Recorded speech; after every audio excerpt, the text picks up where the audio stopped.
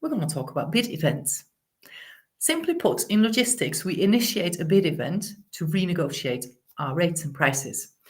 Then the provider gives us a certain price and then provides a service for that price. So you could say that we're trading our money for service. Now, we of course expect the provider to deliver that service. And if they don't, we really resent paying the price that they quoted, don't we? Now, if they go the extra mile, we are a happy customer, and it's very likely that we'll engage with more business with them in the future. So let's talk about trading. What are you trading? And is it worth the trade-off?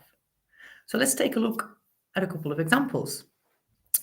And actually, this has come up quite a lot in the last few weeks, so really interesting. Must be on a lot of people's minds. So most of us are in a job and we trade our time for money.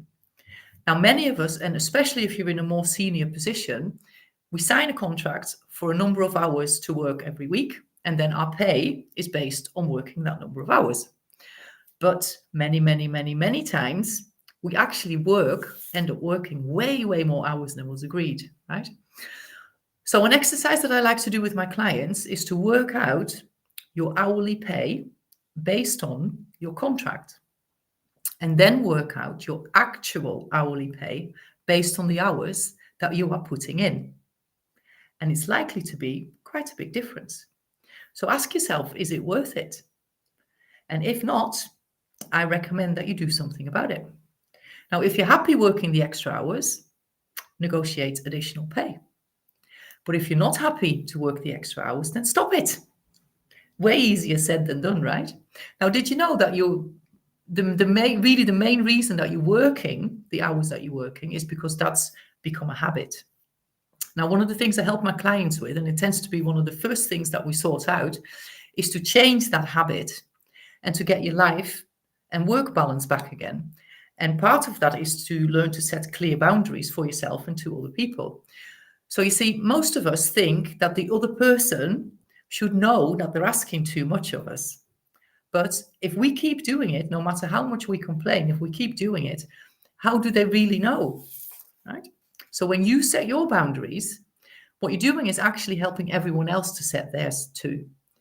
So it immediately creates clarity and also very quickly creates a much better working environment.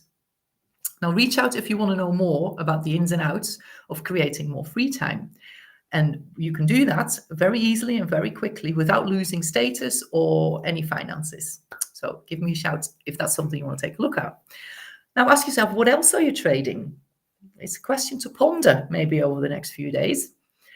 And where else can you set clearer boundaries also in your personal life?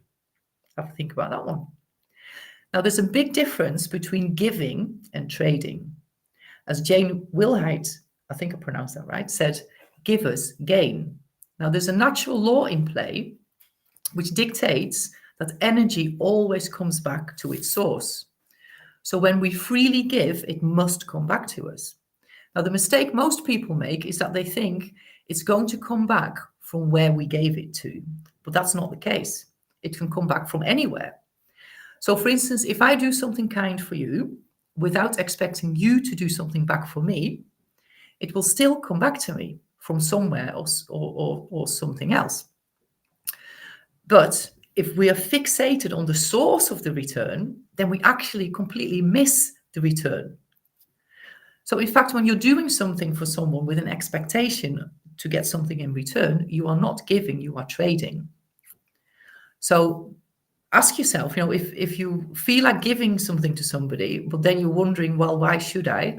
Then ask yourself, are you really giving or are you trading? And ask yourself, what are you trading for? What is your expectation?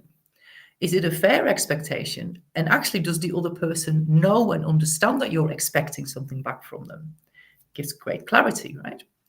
Now, one of the key elements of success is to leave everyone with the impression of increase. That's actually a whole lesson we work on, lesson 11 in my Thinking into Results training. We take 2 weeks on that lesson.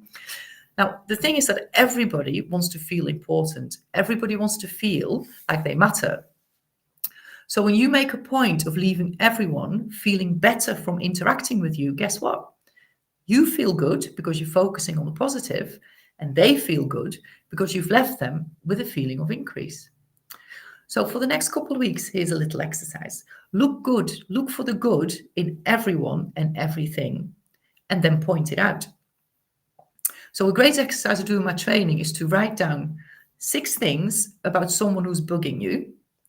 And then every time you think of them, which would normally be a negative thought, that negative thought would create a negative feeling, then bring to mind these 6 things instead.